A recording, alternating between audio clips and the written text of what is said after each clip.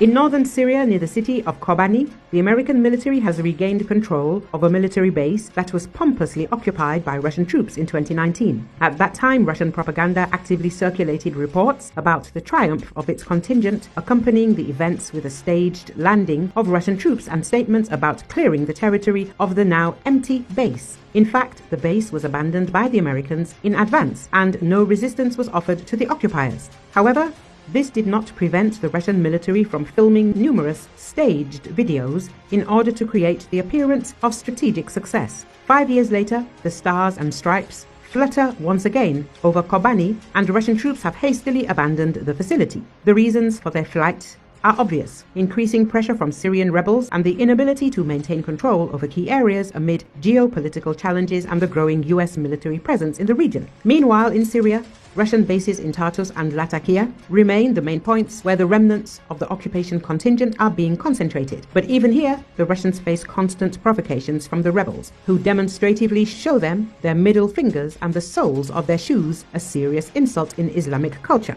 The return of the Americans to Kobani symbolizes not only their confident presence in the region, but also the collapse of the Russian strategy built on propaganda and a show of force. Analysts from the Institute for the Study of War analyzed the situation around the naval base in Tartus and the airbase in Khmeimim in Syria. Deputy Foreign Minister of the Russian Federation Mikhail Bogdanov announced the establishment of contacts with HTS in Damascus. Allegedly, Russian troops are allowed to remain at 2 military bases. At the same time, according to Bogdanov, there is no need to say anything specific about the distant future. He also stated that the Russian army in Syria will continue to fight terrorism. Thus, the Kremlin is making it clear to the new Syrian leadership that Putin's army plans to stay in the country as long as possible.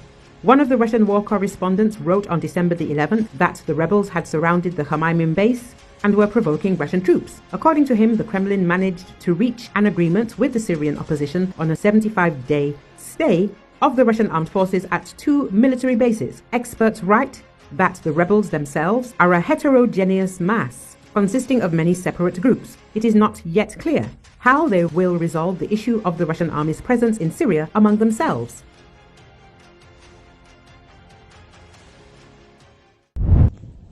Israeli combat aircraft launched missile strikes on military targets in the Latakia and Tartus provinces in western Syria. It is noted that loud explosions were heard. Also, IDF aircraft attacked military facilities located in the provinces of Hama and Homs. According to the Al Mayadeen, multiple explosions were heard in the city of Jebla in Latakia. Explosions were also heard in Tartus. Al Mayadeen reported that the explosions occurred in rural areas east of Tartus, and that the strikes targeted ammunition depots and other facilities. Israel has previously struck Syrian territory, both before and after the fall of President Bashar al-Assad. On December 9, an air defense facility near the port of Latakia was hit. On December 14, Al Mayadeen reported strikes in Tartus and Latakia. The Israeli army reported strikes on the Syrian fleet and air bases.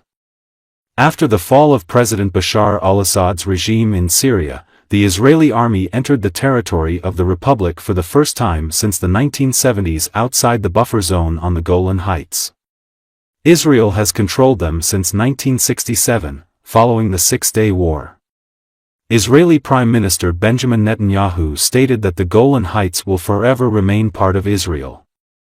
On December 9, the Syrian Permanent Mission to the UN, on behalf of the government of the Republic, called on the Security Council of the organization to prevent Israel from benefiting from the change of power in Damascus.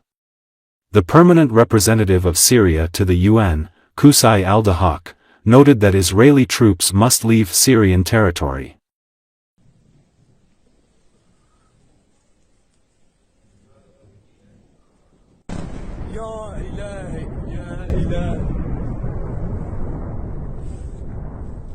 الله أكبر.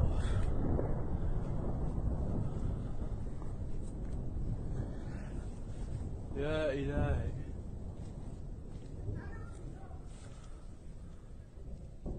آخ.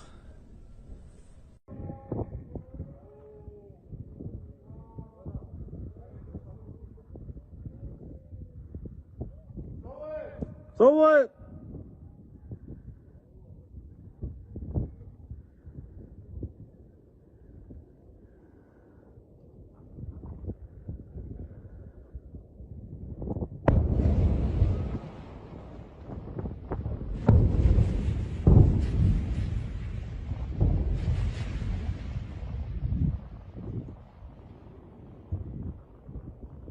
فاحت ريح البارود وسط ريح له